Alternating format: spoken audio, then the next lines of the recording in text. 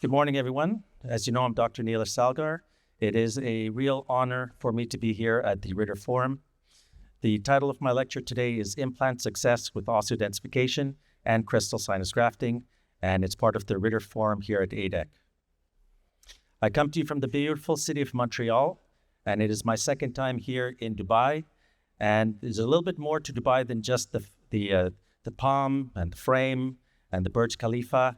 If you've been to Dubai only once, I urge you to really get out of the city, go into the desert, and I promise you that the sunrise from 4,000 feet is quite spectacular. I had the chance to do some motocross, and I promise you that the sharks in Dubai do not bite. Okay, so I had some fun in Dubai. So this is an implant forum, and when we talk about implants, when a patient will Google what an implant is, they're going to find screws with bones and blood. Patients don't really want implants. What patients are really looking for are beautiful, healthy, white teeth. And why are teeth so important?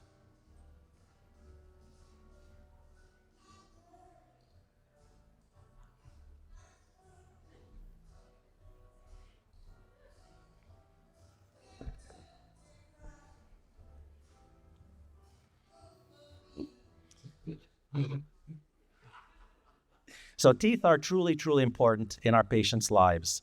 So what is implant success? When we talk about implants, there are two words that are generally used to describe them. One is success and one is survival. Success means that the implant meets all the criteria of which it's being evaluated with. So it has thick, healthy bone. It has thick, healthy, keratinized tissue. It has a great emergence profile. It has beautiful aesthetics and occlusion. Survival just simply means that the tooth on the implant is simply there in the mouth. It has no meaning other than the fact that it is present. This is a patient that used to have periodontal disease. This is a patient that used to have very poor oral hygiene, used to have bone loss.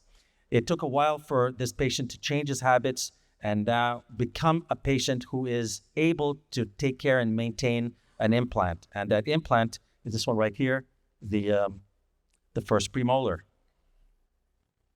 So how are you going to improve your implant skills from where you are now to where you want to be tomorrow? You must follow the rules of implant dentistry, and they're well established. Dr. Carl Misch said, the bone sets the tone. So the ideal amount of bone for an implant is to have at least a minimum of 2 millimeters on the buccal surface. Always strive for more. Dr. David Garber printed, the tissue is the issue. The ideal for an implant is to have at least a minimum of 2 millimeters of keratinized tissue on the buccal. Always strive for more. Here we have an implant with 5 millimeters. Dr. Scott Gans, the scan sets the plan. You must always use a CBCT. It is the standard of care for implant placement. This is an implant which is a 5 by 10 millimeter implant where we're going to do a sinus graft. You must always make sure that you use a CBCT to plan your cases properly. Dr. Dennis Tarnow, the buccal plate sets your fate. Here's a patient who 15 years ago had a small abscess on the apex of her tooth. It would have been a simple case of extract and immediate implant placement. 15 years of convincing led to this huge fenestration in the buccal plate. For me, this is not a case where I would place an implant immediately. We're going to graft, we're going to wait, and we're going to place our implant in the future. Dr. Barry Goldenberg, the clue is in the screw. What type of connection do you have between your implant and your abutment? Is it a legitimate or is it a stock abutment? Is it a tie base or is it a CAD/CAM abutment? So what I've done is over the years, I've assimilated all of this information and I've come up with my own phrase, which I'd like to share to you today. When you are looking at the implant site into which you're going to place your implant, if the implant doesn't fit to bone, tissue, and sinus grafts, you must commit. And as Morpheus said to Neo in The Matrix, the rules of implant dentistry are no different than the rules of a computer system. Some rules can be bent, and other rules can be broken. And I'm going to show you this case a little bit later today. So once again, if the implant does not fit to bone, tissue, and sinus grafts, you must commit. And you must always remember to begin with the end in mind. Your final prosthesis, whether it's a single crown, multiple crowns, a denture, or an all-on-X, that is your final prosthesis. That is the end result that you want to achieve. But remember that an implant's only function is to support a tooth or the teeth. And starting with your final prosthesis, that takes you back to your implant site. You must assess that site and see whether it needs a bone graft, a tissue graft, or a sinus graft. Then that leads you to assessing the type of surgery that you're going to be doing, and then that will lead you to the ideal final prosthesis. And when you're looking at your implant site, you're going to be taking a look at whether you're going to need horizontal bone grafting, which is rather straightforward in the trained hands. You're going to look at soft tissue grafting, which again is fairly straightforward in a well-trained hands, and vertical bone grafting, which is a little bit more complicated and requires a little bit more of advanced training. And in this category, I will place sinus grafting. You have to also remember that it's not acceptable to have implant placement in unusable areas prosthetically. And this is especially true in the aesthetic zone. It is tissue management that is the key. Ridge augmentation, bone and soft tissue augmentation, and grafting greatly increase the range of treatment options that are available for proper implant placement and prosthetic choices. This is a case that came into my office like this. She had been going for years with a high smile line and a visible implant. It took 2 connective tissue grafts to bring her to a level where she could actually smile again. You must also strive for prosthetic-driven site development. It is the bone availability in both quantity and quality that will determine the size and placement of your dental implants. You must have prosthetic-driven implant placement. It is the final restoration and the prosthesis that determines the number of implants, their size, and their positions. And for prosthetic long-term success, you must have ideal implant positioning and ideal bone and soft tissue. This will then allow you the proper abutment selection and prosthetic design. And impeccable oral hygiene is the key. The first case was placed by a surgeon that is very well known. The second case, you had a 4-unit bridge that simply fell out, and all you had to do was do a simple case of bone grafting, tissue grafting, and you already had that 4-unit bridge. You had a surgical guide. The implant simply needed to be placed underneath those pontics. And on a post-it note, this is a sketch that I drew of the kind of truly angled abutment that would have been needed to solve this case. So I sent it off to a specialist. I once asked my friends online, what would they prefer having in their office, walk in through the door? An implant that is relatively well positioned, but had poor bone and poor keratinized tissue, or another implant that had a poor position, but relatively good bone or keratinized tissue? And the answer was somewhat split in half. The surgeon said, well, I prefer the first case because it's very straightforward. I'll simply graft bone and tissue. Done. The non-surgeons chose the second option, this one here. And they said, well, I'm not truly comfortable with bone or tissue, so I'll use some sort of angled abutment, and the case will work out fine. So in both cases, this is not what you're going to strive for. And when we're looking at implant position, again, another case that walked to my office a long time ago, you had a 3-unit bridge that was on natural teeth, and all the surgeon had to do was place the implant adjacent to this bridge. But this is what we found on a radiograph. And not only was this done in the patient's lower right, but this was also done in the patient's lower left, as well as the patient's upper left. So once again, these are the cases that you strive not to do, and I beg you, please don't do anything like this in your own practice. So how do we become better clinicians? Let me show you a case. When we look at this case, what do we see? We see that there are gaps between the teeth. We see that there are teeth that are short and wide and don't have a right ratio. We see that there's a gummy smile, and we see that there's a poor occlusion, et cetera, et cetera, et cetera. But if you're only looking at teeth and looking at only a vacant site, then you're not looking at the big picture, okay? Don't be a single tooth dentist. You want to be a dentist that treats the full mouth.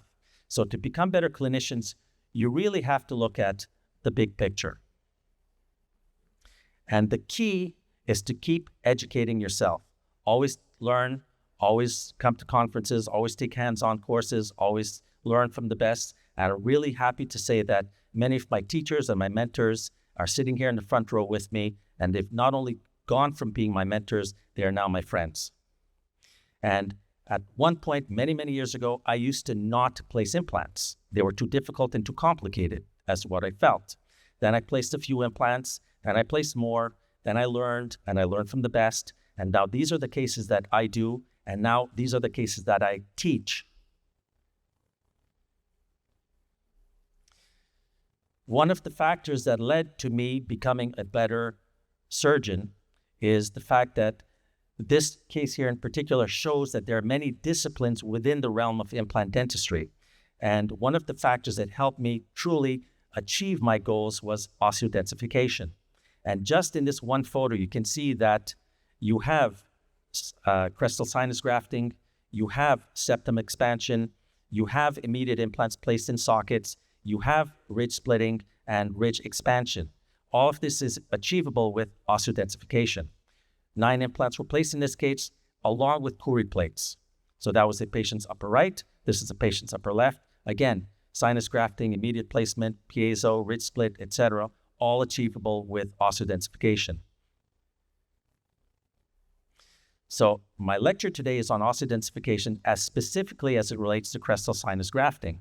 So what is osseodensification? It is the use of special burrs that are run counterclockwise in reverse to create the osteotomy for the dental implant placement. The expansion of the bone in the osteotomy by these burrs results in increased bone density in the osteotomy site. With this, you can achieve a higher bone-to-implant contact, a higher increase in the insertion torque, and greater primary stability of the implant. How does it work? Well, unlike a traditional burr, these burrs do not excavate bone. They do not remove bone. They simply move bone. The bone tissue is simultaneously compacted and autografted outwardly expanding directions in the osteotomy. These burrs are rotated at high speed in a reversed counterclockwise non-cutting direction with steady external irrigation, and a strong, dense layer of bone tissue is formed along the walls and along the base of the osteotomy. And here you can see in the porcine tibia a standard drill, the osseodensification bills that are run in forward motion to extract, and osseodensification where they're run in reverse. And you can see a thick, dense bone halo around the walls of the osteotomy. And that's how osseodensification works. What can it do for my patient? Today, I'm going to be talking to you about crestal sinus grafting. It makes crestal sinus grafting safe, simple, and predictable. And when we're talking about the maxillary sinus, let's take a look briefly at some anatomy. In the skull, there are some main sinuses, the sphenoid, the ethmoid, and the frontal, but the one that concerns us the most as dentists is the maxillary sinus on the left and the right. And the sinus is pyramidal in shape. So you've got the base of the pyramid, which is going to be the lateral wall of the nasal cavity. You've got the apex of the pyramid, which is going to be in the zygomatic process. You've got the roof of the pyramid, which is the orbital floor, and you've got the floor of the pyramid, which is the alveolar process of the maxilla, and the front and the back of the maxilla. So when you're looking at a patient in an anterior view, that pyramid is facing outward towards the zygoma. When you're looking at a patient in a lateral view, that pyramid is facing, again, in this direction, and where you're looking from the top down, the pyramid is facing in that direction. So what options do you have when you're dealing with an implant that needs to be placed near the maxillary sinus? First option is the traditional lateral window, which is in the past known as standard of care. You can also place short implants to try and avoid the sinus. You can place angled implants to avoid the sinus, which I've actually never placed an angled implant because of osseodensification. I've never needed to, and I'll show you why. Zygomatic or pterygoid implants can be used. I am trained in zygomatic and pterygoid implants. For right now, I will say that I don't feel the need to place them because of osseodensification, and I'll show you the cases why. And you can use the crestal approach to deal with this maxillary sinus. And the challenges of the posterior maxilla are that you usually have periodontal disease in this area. The maxillary molars are trifurcated, which means periodontal disease and bone loss progresses more rapidly in a trifurcated tooth than a bifurcated tooth or single-rooted tooth. You can have post-extraction atrophy, where a tooth has been extracted some years ago and the bone atrophied, sinus pneumatization, as you can see in the photo in the background, poor bone density. The maxilla in the posterior usually is type 4 bone, which is very spongy and almost of a density like styrofoam, and you have high occlusal forces. And these challenges are where you have very low residual bone height, RBH. You have the presence of teeth, which makes a lateral window difficult when you have the roots of adjacent teeth right in your way.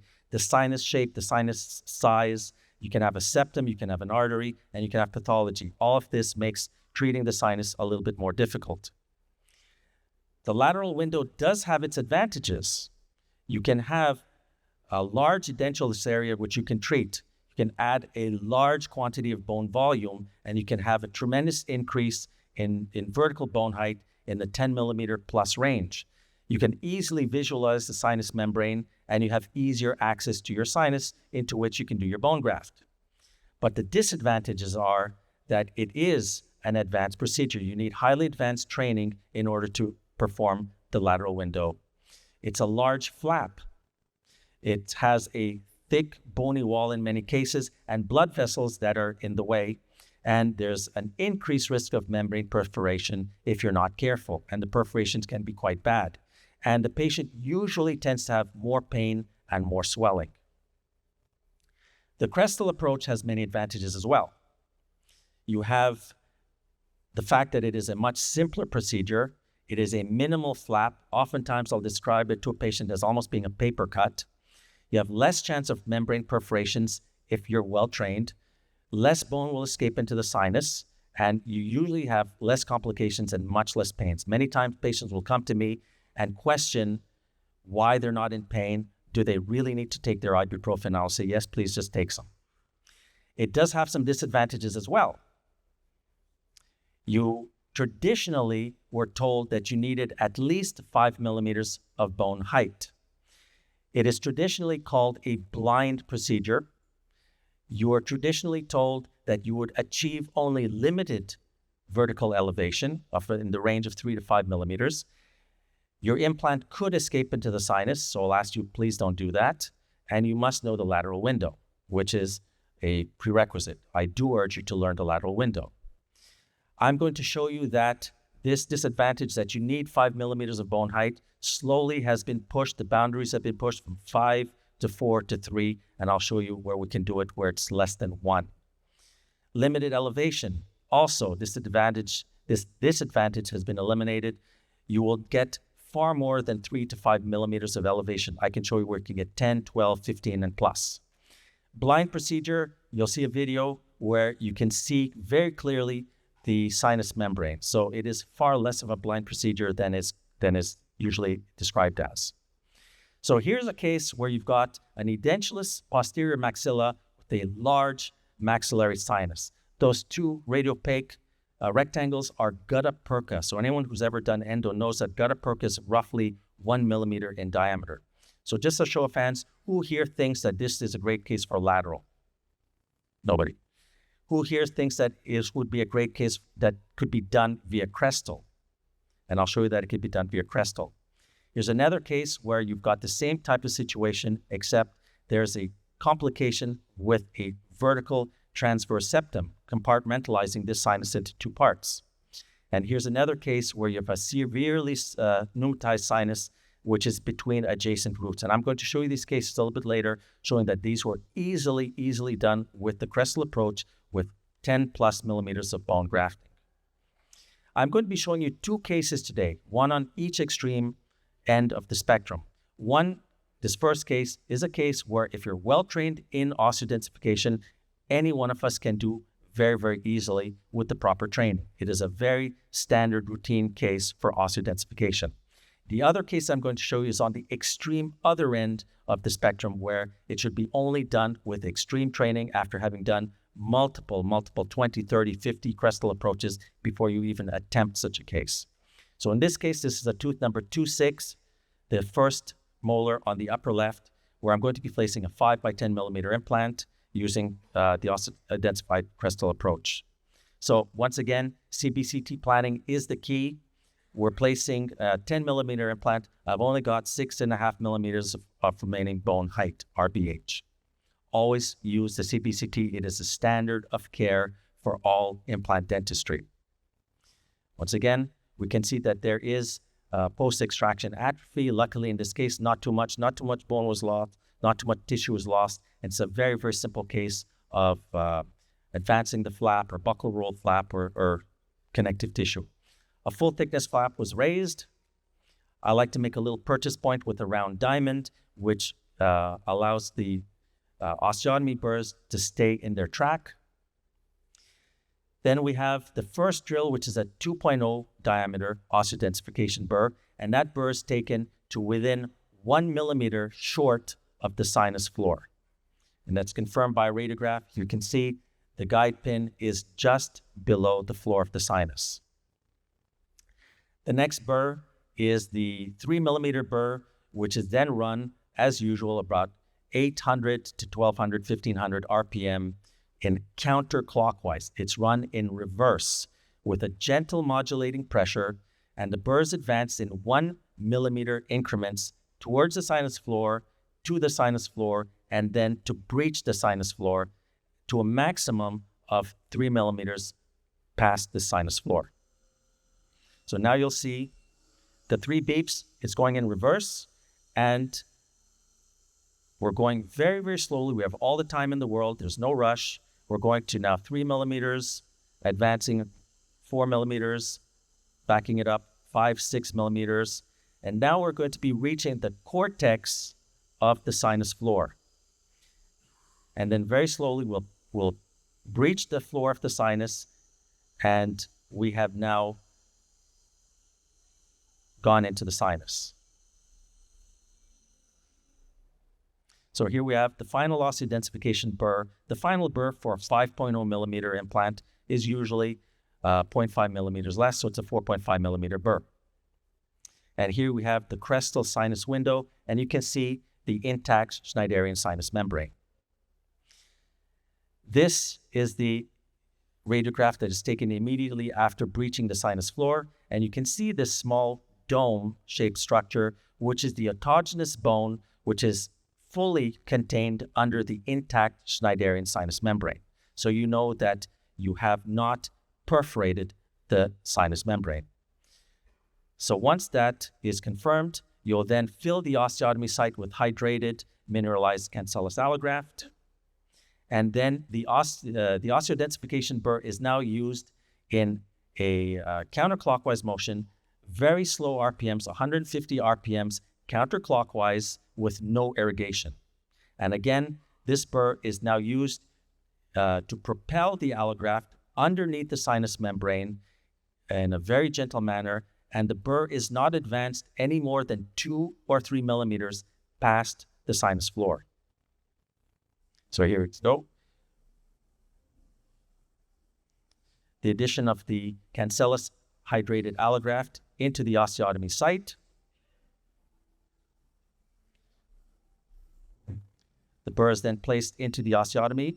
3 beeps, is going in reverse, 150 RPM, no irrigation, very gentle modulating pressure, and you can feel a tactile sense of that intact sinus membrane making that burr bounce against the drill, and that allograft is then going to be propelled underneath that sinus membrane. Roughly each increment of bone that you're going to place in there is equivalent to a 1 millimeter vertical increase in height. So we did this several times, and then once again, a radiograph was taken to confirm our progress. And we see that dome structure again where the allograft is fully contained under the intact membrane. And here we have an increase of roughly 5 millimeters in vertical height. But I'm greedy. I'm not satisfied. I'll add a little bit more. The allograft is placed again into the osteotomy site. Each increment like this is equivalent to roughly 1 millimeter of vertical bone height. And I can feel the sinus membrane pushing back and bouncing against the burr. And here we have the final radiograph. Again, that dome-shaped structure like this, where you've got an increase of about 10 millimeters of vertical height. We're going to place our implant. There it is, ready to be placed. 5, 4, 3, 2, 1, done. That's what implant placement is. And I get applause for that too. So there you go. We have a 5 by 10 millimeter implant placed roughly 1 millimeter subcrestally.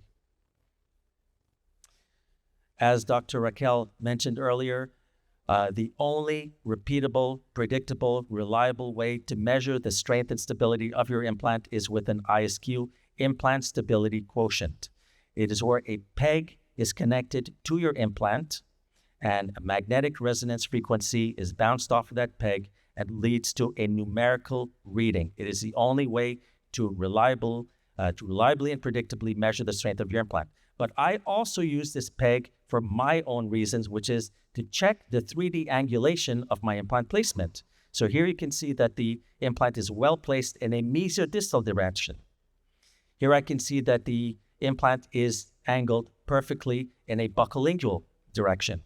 And I can see, looking down from the occlusal view, that the axis screw of my molar crown is going to be in the dead center of the central pit of the central fossa of the grooves of my molar. And the ISQ is 86. Anything over 68 means that it is ready for immediate loading, but I will let this implant sleep for about 3-4 months because of the crestal grafting. Any implant that has a high IQ like this, I have respect for. Any implant whose IQ is at least equal to or greater than my speeding tickets. So cover screw is placed. I did some veneer grafting, some cortical allograft this time, a membrane, and final sutures.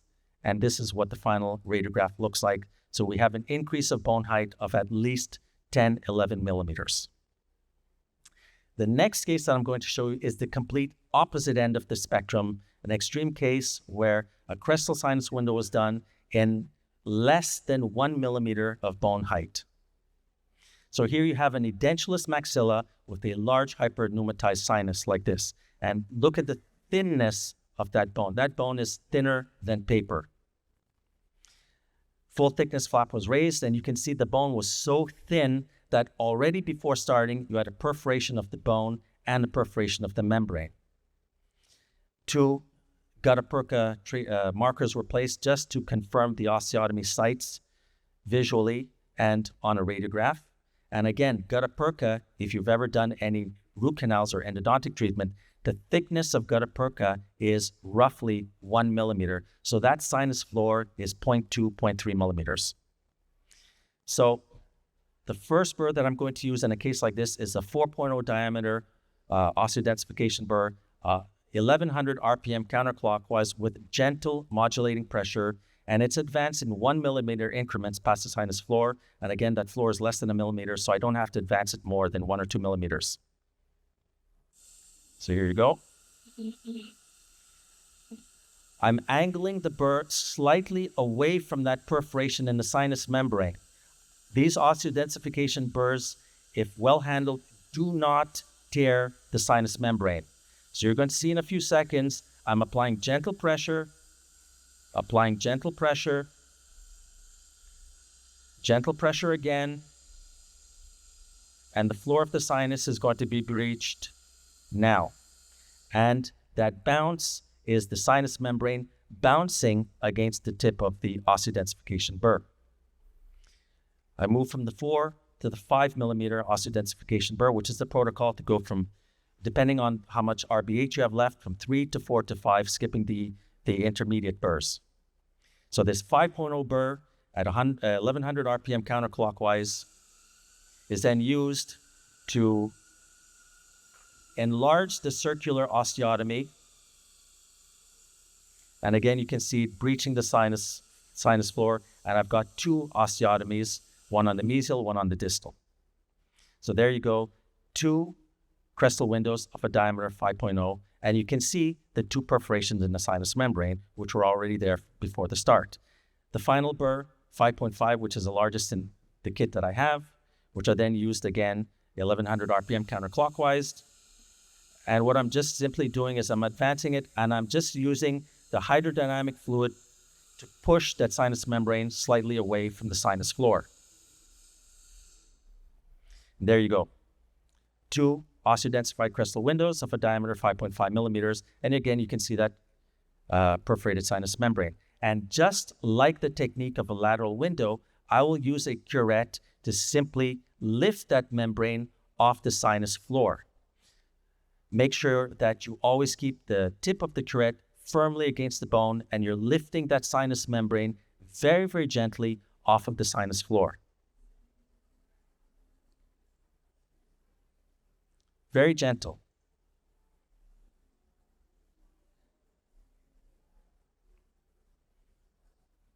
Just like that. So there you have it. The Schneiderian membrane is fully lifted from the sinus floor, and you can see the 2 perforations, which I'm going to treat now with a long-lasting cross-linked collagen membrane. I've reduced one end of the sinus collagen membrane so I can slide it in through the osteotomy holes. And there you have that long-lasting collagen membrane is now sealed the 2 perforations of the Schneiderian membrane. So now we're going to fill this osteotomy with hydrated mineralized cortical allograft. And the burr is then going to be used once again, that 5.5 diameter osseodensification burr, 150 RPM counterclockwise. So that allograft is being placed into the osteotomy site, and you'd almost think that this looks like a lateral window if I didn't tell you if there was a septum and you did 2 windows. Yeah. Look at the size of the dental mouth mirror compared to the osteotomy sites. That is just a simple standard dental mirror, and it looks huge compared to these osteotomies. 5.5 burr, used 150 RPM counterclockwise, gentle modulating pressure, advanced 1 millimeter increments, and I can still feel that sealed sinus membrane pushing against my burr and creating that bouncing effect that you saw in the video. This is the interim radiograph, where you can see again that dome-shaped structure, fully confirming that all of the allograft is fully contained under an intact Schneiderian sinus membrane. There is no bone escaping through any perforation. So again, I'm greedy, I want a bit more. So I'll fill that osteotomy with, again, allograft, and use the burr once again in a counterclockwise motion to push that membrane higher and to give me more vertical bone height. So I fill one, I fill the other. Sade is playing in the background. 3 beeps, reverse, 150 RPM, 0 irrigation, and I can feel that membrane pushing back against me as the allograft is expanding underneath that sinus membrane. I'll simply seal the osteotomy with more allograft, close it with a membrane, final sutures. And if you're curious to see the final result, I'll show it to you, only because you asked. So here you go. This is the final radiograph with the increase in bone height. This is the dome-shaped structure of a crestal sinus graft where you've got at least 18 millimeters of vertical bone increase in height. We'll confirm that on the CBCT. One of the questions is, Does this bone reach the medial wall? And yes, you can see that it does. So you can see we've got a vertical increase of 18 millimeters through a crestal sinus graft, where the bone that you started off with was less than 0.2, 0.3 millimeters. So the case that I showed you at the very beginning, this large posterior maxilla with the hyperneumatized sinus, can it be done via crestal? Again, the two Guttapercha markers, roughly the 1.5 millimeters of remaining bone height. Here we go. In that particular case, 2 windows, diameter 5.5. This is the result that we got, where in the distal, we got 12 millimeters of bone height. On the mesial, we got 15 millimeters of bone height. The other case that I showed you earlier, edentulous posterior maxilla complicated by transverse vertical septum. Can this be done via crestal? Let's take a look. Again, we can see in 3D what that sinus looks like. And you can see easily the compartment of the sinus. The RBH, the bone height that we started off with, was roughly 1.2, 1.9 millimeters on the mesial and on the distal aspects of the osteotomies. Here we have our osteotomies, where you can see I went mesial to the septum, I went distal to the septum, and this is the result that we got. 13 millimeters and 11 millimeters, final bone height. So an increase of roughly 10 and 12. And here's that case that's been in the background, a severely pneumatized sinus that is between adjacent roots. And you can see this is what it looks like. This is how hyperneumatized this sinus actually is. And there is a artery that is clearly visible in this picture. Not a good case for a lateral window. Crestal sinus window, large diameter, 5.5, and this is the result that we got. An increase of 13 millimeters of vertical bone height in this case. So, osseodensification can be used very easily in the well-trained hands for sinus grafting. It can be used to osseodensify bone, it can be used for ridge expansion, guided surgery, septum expansion, and for ridge splitting. In conclusion, I want to just remind you that implants are not a surgical treatment, they're more of a prosthetic treatment. The only reason that you're going to place that implant is to replace a missing tooth or teeth. Bone and tissue grafting greatly increase the range of treatment options available for prosthetic choices. A CBCT will minimize the complications and injury due to the knowledge gained of the anatomy during the 3D planning. Osseodensification is one powerful and valuable procedure in the armamentarium of the implant surgeon. And it's the clinician's experience, surgical skill, and cautious planning that are crucial to the success of bone grafts and implant placement. Once again, if you're looking at that implant site where you're going to be placing your implants, if the implant does not fit to bone, tissue, and sinus grafts, you must commit. There are some people that in general just seem to attract trouble. I'm one of them.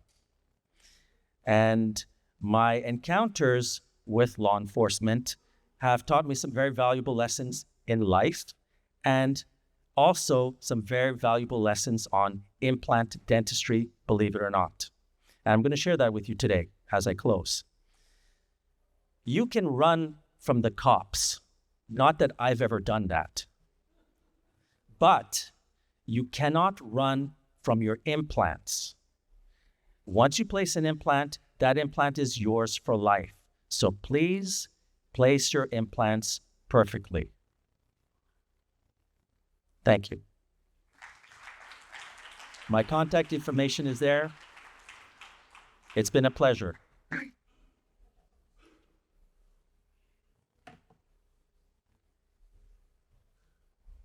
Thank you, Nilesh, for a wonderful lecture.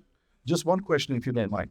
When you do 10 millimeters, how much time do you wait before you go in again? To place the implant? Yeah. I will take a CBCT roughly 6 to 8 months. I've told the patient ahead of time, this is a long marathon. It is not a sprint. We have all the time in the world. You have to agree to that first. Perfect. Thank To you. bone tissue and sinus grafts, you must commit and the patient must be committed as well. Thank you. A token of appreciation and a certificate for the next.